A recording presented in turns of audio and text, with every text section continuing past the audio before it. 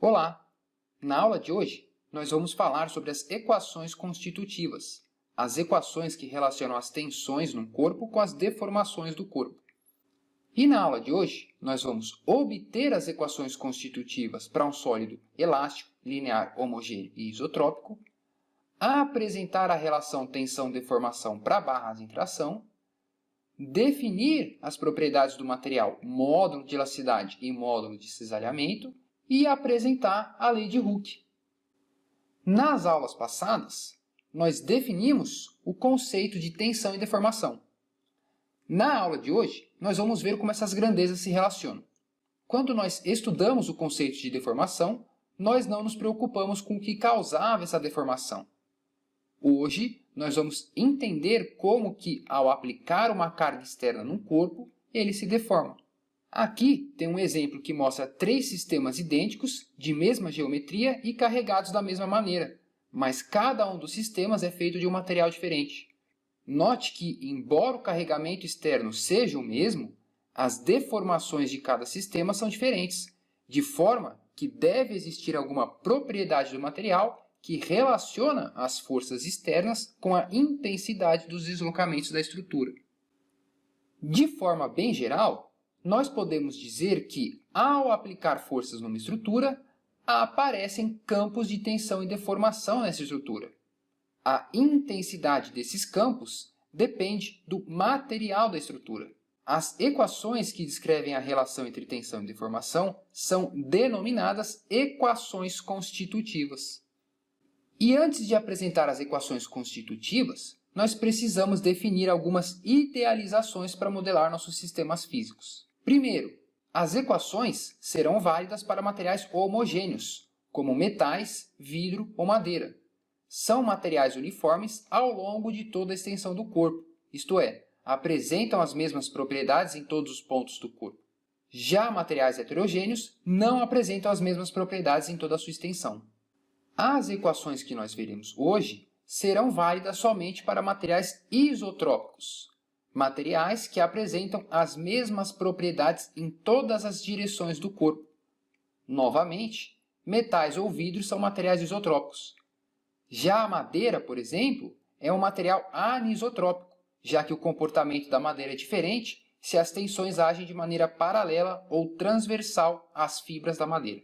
Finalmente, nós também vamos definir o sólido de acordo com a equação constitutiva que caracteriza o seu comportamento. Nós dizemos que o material é elástico se existe uma relação direta entre os estados de tensão e deformação do corpo. Isto é, a tensão no estado final depende somente do estado final de deformação. Outro tipo de material é o material viscoso, cuja tensão depende da taxa de deformação, como é o caso de fluidos newtonianos ou não newtonianos. Um material viscoelástico, como plásticos e polímeros, é um material em que a tensão depende da deformação e da taxa de deformação. E, finalmente, um material plástico é um material em que o estado final de tensões depende de como o estado de deformação foi obtido. Para determinar a relação entre tensão e deformação no material, é necessário realizar testes em laboratório. O teste mais comum é o teste de tração uniaxial, que consiste em tracionar um corpo de prova e se medir a carga aplicada e o deslocamento do corpo.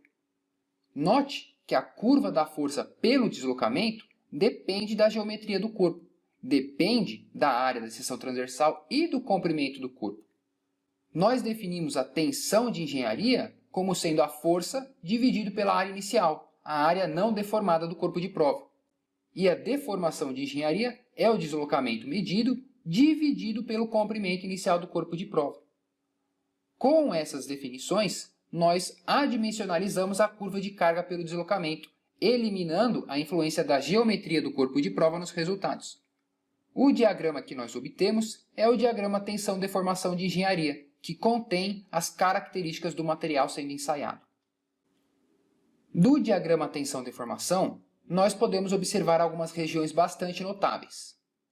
No começo do carregamento, nós notamos uma região elástica, em que a curva é uma reta, a tensão é proporcional à deformação. Essa curva se estende até o limite de proporcionalidade ou o limite de escoamento do material. Na região elástica, se a carga é removida, o corpo retorna ao seu comprimento original não deformado. Ao ultrapassar a região elástica, o corpo entra na região plástica. Ao retirar a carga, o corpo não volta mais à sua geometria inicial, tendo sido deformado plasticamente. A região plástica é caracterizada por duas regiões. Na região de encruamento, a estrutura cristalina do material é modificada, ocorre endurecimento do material por deformação. Essa região se estende até o limite de tensão máxima do material. Ao ultrapassar a tensão limite do material, ocorre uma diminuição localizada da área da seção transversal, que nós chamamos de empescoçamento. Nessa região, à medida que o corpo de prova se alonga, ocorre uma estricção da área da seção transversal. Essa área diminui continuamente até a ruptura do material. Na região linear elástica, a tensão e a deformação são proporcionais. Nossa primeira equação constitutiva, também chamada de lei de Hooke, é, portanto, tensão proporcional à deformação, sigma igual a E epsilon. Essa grandeza de proporcionalidade E é o módulo de elasticidade longitudinal, é uma propriedade do material. Vamos ver esses conceitos no exercício, que dá o diagrama tensão-deformação obtido num teste de tração. E o exercício pede para determinar as várias propriedades do material que nós discutimos.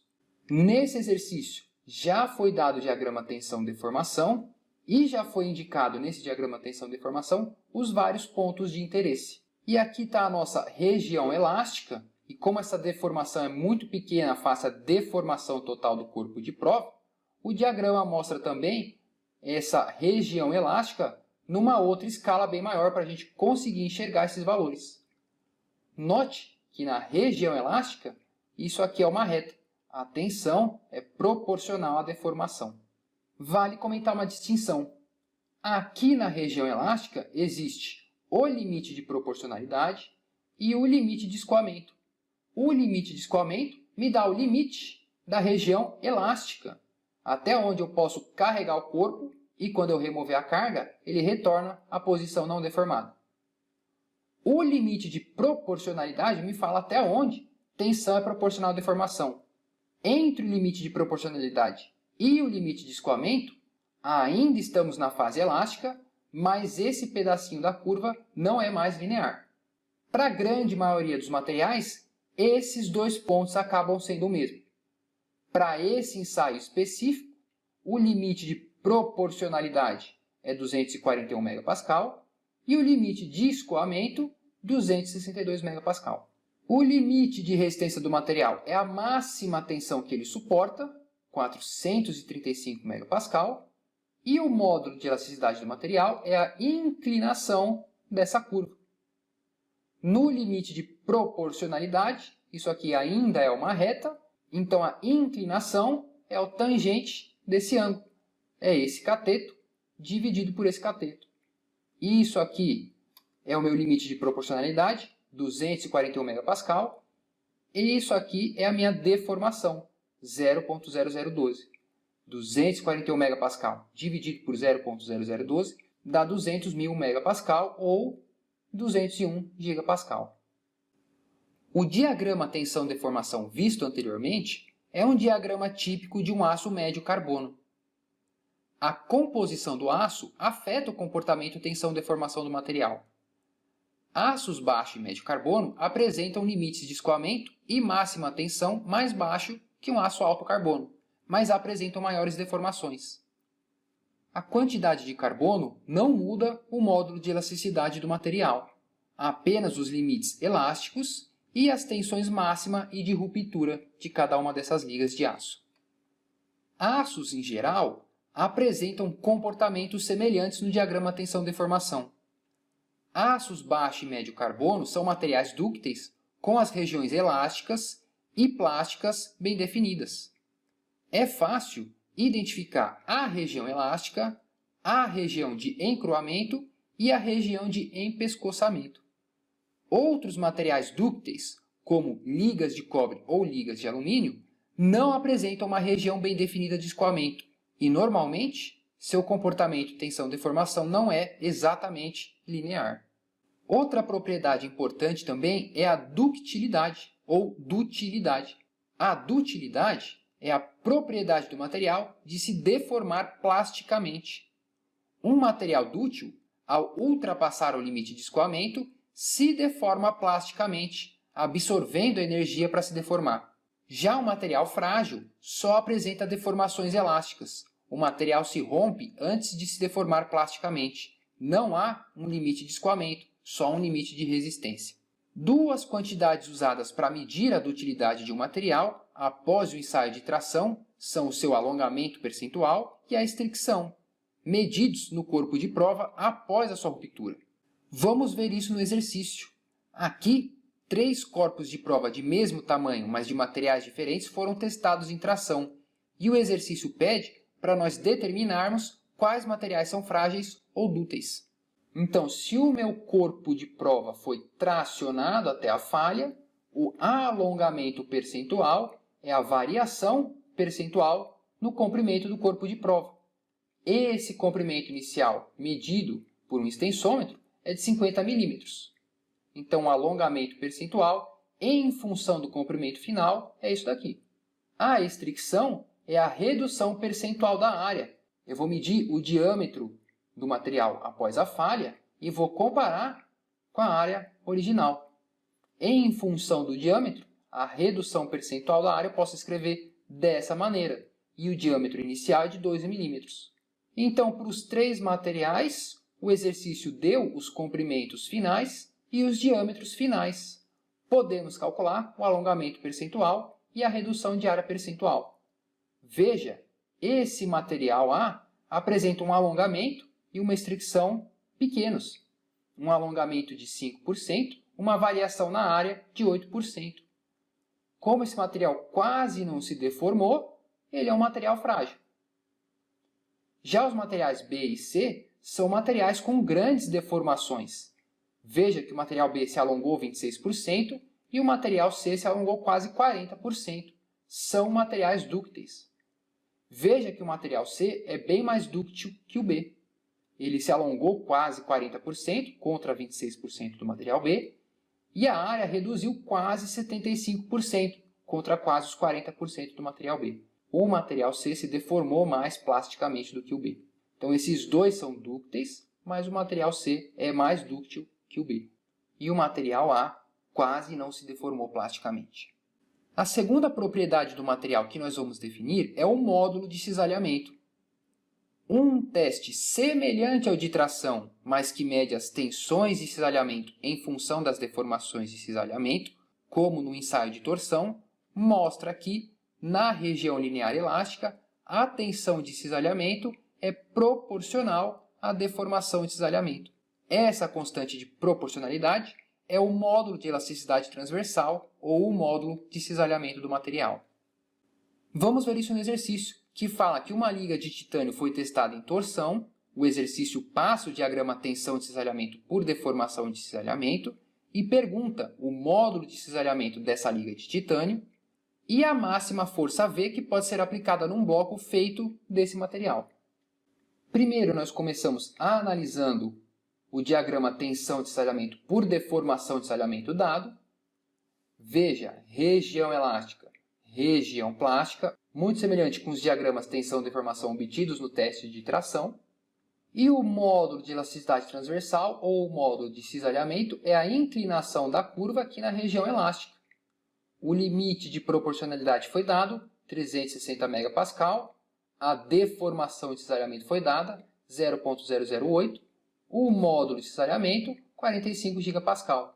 A maior distância D que o bloco pode se deslocar, bom, da geometria da deformação, a tangente desse ângulo é o próprio ângulo gama, é o cateto oposto D sobre o cateto adjacente 50 mm.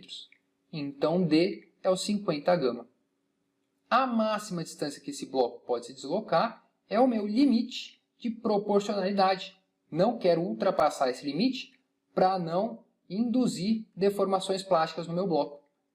Então, a máxima deformação de cisalhamento é 0,008.